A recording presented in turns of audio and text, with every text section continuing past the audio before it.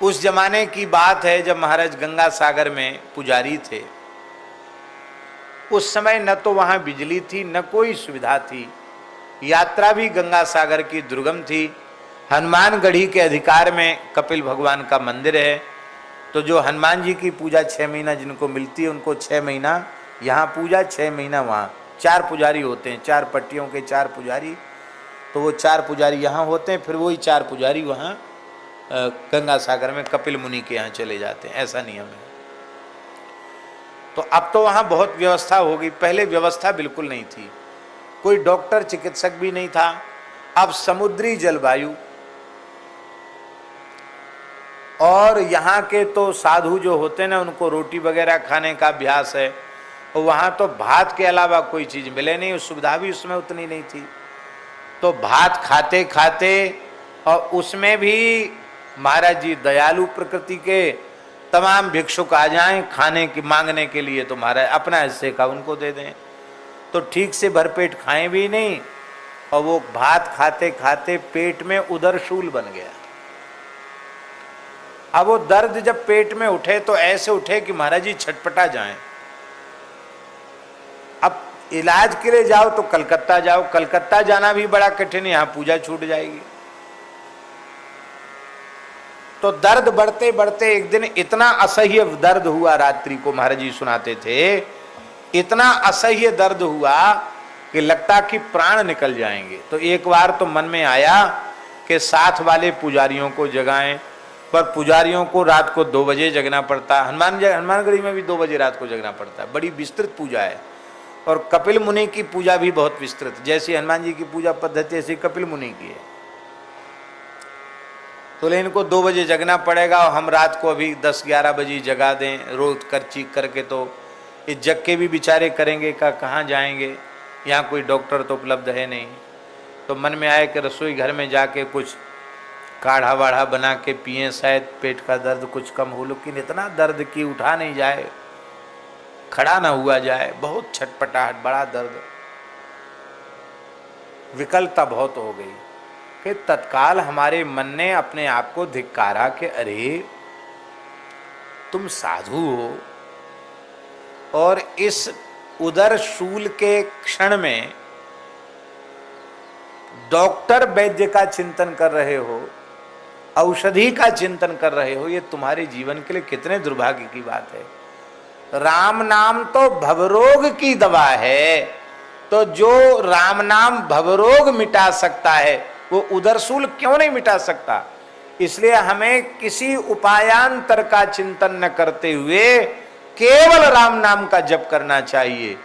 महाराज जी कहते ये दृढ़ विश्वास जैसे ही भीतर आया कि अभी भजन शुरू ही नहीं हुआ था, राम राम करना, केवल राम नाम की महिमा पर भी विश्वास हो गया कि राम नाम भव भेषज हरण घोर त्रय शूल, ये केवल चौपाई ध्यान में आई, इस पर विश्वास हुआ।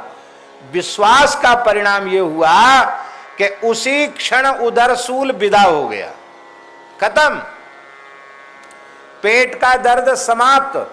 और महाराज जी कहते कहते गदगद हो जाते थे, कहते थे बचपन से ही उठता था हमारे पेट में दर्द, तिल्ली बढ़ गई थी, जाने क्या क्या हो गया था।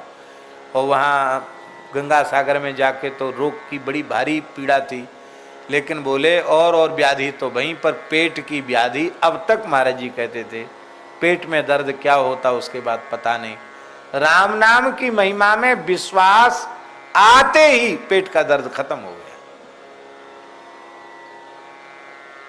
इसलिए मान विश्वास बद वेद सारम, जो कुछ कहा जा रहा है इसमें विश्वास करो और अभ्यास कर लो। प्रातः काल से जगने से लेके सोने तक, चलते फिरते उठते बैठते सोते खाते पीते जगते हर समय राम राम राम राम राम राम सीता राम राधे श्याम, हरे राम राम राम हरे हरे, अथवा हरे कृष्ण कृष्ण कृष्ण हरे हरे, जो आपको नाम प्रिय लगे, राधे कृष्ण कृष्ण कृष्ण राधे राधे, राधे श्याम श्याम श्याम राधे राधे, जो नाम श्री ठाकुर जी का आप सहज अभ्यास में ले सकें उस नाम का आप अभ्यास कीजिए। कई बार तो बहुत से अच्छे पढ़े लिखे लोग भी कह देते हैं अरे ठीक है लोग भजन करें इसलिए लोगों ने वो महिमा को बढ़ा चढ़ा के लिख दिया है।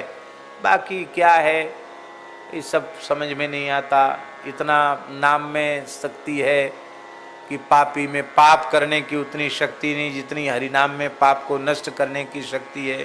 तो लोग नरक क्यों जा रहे हैं? तरह तरह के कुतर्क भी लोग करते हैं। क्यों करते हैं कुतर्क? इसलिए कुतर्क करते हैं कि उन्हें नाम महिमा में विश्वास नहीं है। सच्ची बात यह है कि कहूं कहां लगी नाम बड़ाई, राम न सकहीं नाम गुण गाई। सर्व समर्थ भगवान भी अपने नाम की महिमा का वर्णन नहीं कर सकते। चहु जुग चहु श्रुति नाम प्रभाऊ, कलि विशेष नहीं आन उपाऊ। चारों युगों में चारों वेदों में नाम का प्रभाव है, कलयुग में विशेष है क्योंकि नहीं आन उपाऊ। कलयुग में दूसरा कोई साधन ही नहीं है, इसलिए मान विश्वास। सच्ची बात यह है कि एक बार धोखे से भी राम नाम कृष्ण नाम हरि नाम जिह्वा से निकल गया तो अनंत अनंत जन्मों के पाप नष्ट हो गए तत्काल। अब दोबारा कोई पाप छू नहीं सकेगा और उस एक ही नाम से कल्याण हो गया। अब दूसरा नाम लेने की आवश्यकता नहीं है। यह बात सत्य है, सत्य है, सत्य है। शपथ पूर्वक हम कहते हैं ये बात सत्य है, परम सत्य है, महान सत्य है, अटल सत्य है। पर इसकी अनुभूति तब होगी जब इस नाम महिमा में विश्वास हो जाए। इसलिए काम तो एक ही नाम से बन गया, पर जीवन भर नाम इसलिए लेना है कि ये जो नाम महिमा है इस पर हमें विश्वास हो जाए।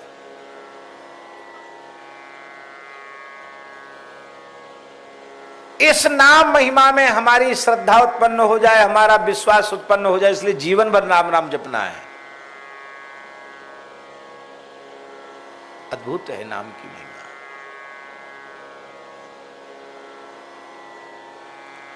इसलिए मान विश्वास बद, विश्वास पूर्वक नाम की महिमा को स्वीकार करो। नामाश्रयी भक्तों को यह अनुभव करना चाहिए कि वेद में, शास्त्रों में, इतिहास में, पुराण में, संतों की वाणियों में जितनी नाम महिमा गाई गई है उससे भी हजारों हजारों गुनी अनंत अनंत अनंत गुणित नाम महिमा है। नाम महिमा को वाणी से कहा ही नहीं जा सकता है। बस नाम निरंतर जपो, बस इतनी सी बात है। नाम निरंतर जपो। विश्वास क्यों कहा गया? बोले कब न्यू सिद्धि की बिनु विश्वासा, बिना विश्वास के सिद्धि नहीं होती।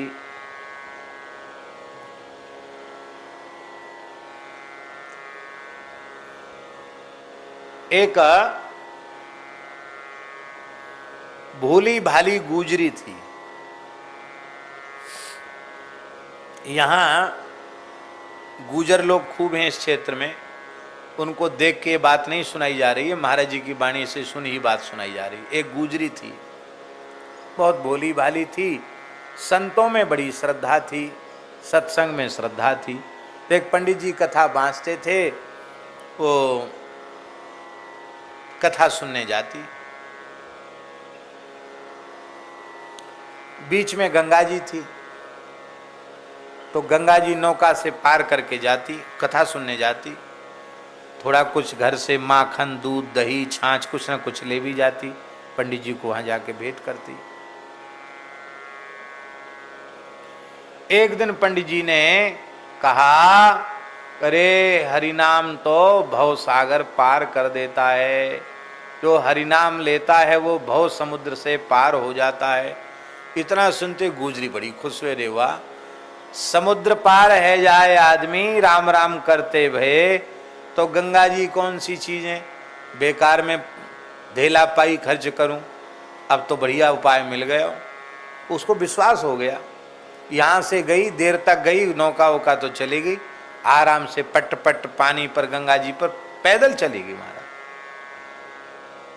चातुर्मास चल रहा था, पंडित जी ने 4 महीना कथा सुनाई और खूब महाराज रोज आवे, नित्य नियम कथा से कथा में आवे, चली जाए। और अब तो उसको घाट पे भी जाने की जरूरत नहीं थी, क्यों घाट पे तो भीड़ भाड़ रहती, तो गंगा जी में कहीं से भी, जहां से पास में उसका घर था वहीं से गंगा पार करके चली जाती। तो एक दिन मन में आया कि पंडित जी इतनी बढ़िया कथा सुनाई, हमारा इतना पैसा बच गया, चले पंडित जी को न्योतो करूं। तो व्यास जी को बोली, व्यास जी महाराज हमारे घर में चरण पधराओ, गुजरी हूँ महाराज, जो कछु कहोगे सो आपकी बड़ी, गरीब आदमी खातिरदारी करेंगे, खूब दूध दही घी घर में है, गौ माता घर में है। पंडित जी ने सोचा है तो बड़ी श्रद्धावान, कुछ न कुछ लाती, कुछ भेंट दक्षिणा भी करेगी। बोले ठीक है, कथा हमारी पूरी हो जाएगी, भादों की पुणे को हमारी कथा पूरी हो गई, और भादों को पुनों को कथा पूरी हो गई, तब हम तेरे यहाँ चलेंगे। कहा ठीक है। अब कथा पूरी होते होते देर हो गई, वहाँ गए तो वहाँ नौका वोका कुछ नहीं, सब चली गई। गुजरी बोली चलो, कहाँ? बोले हम घर चलो। फिर नौका, बोले नौका की क्या जरूरत है, हम तो 2-3 महीना से ऐसे ही बिना पैसा के पार हो। कैसे बिना पैसा के? आपने ही तो कथा में कही थी राम नाम भवसागर से पार उतार देता है। अरे जो समुद्र से पार उतार दे तो नदी पार काहे नहीं उतारेगा? तो राम राम राम राम करते हुए मैं तो पानी पे चल पड़ती और पहुंच जाती पल्ली पार।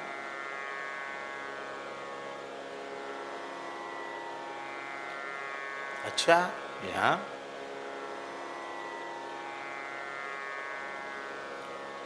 पार करके दिखाओ तो पट पट महाराज वो तो चलने लगी पानी पे,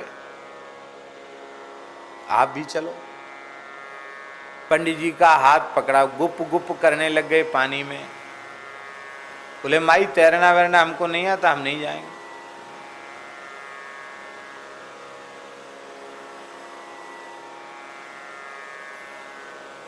अब देखो वो बिना पढ़ी लिखी, उसको विश्वास हो गया। अब विश्वास हो गया तो विश्वास से सिद्धि हो। कब न सिद्धि की बिन विश्वास, विश्वास से सिद्धि हो गई।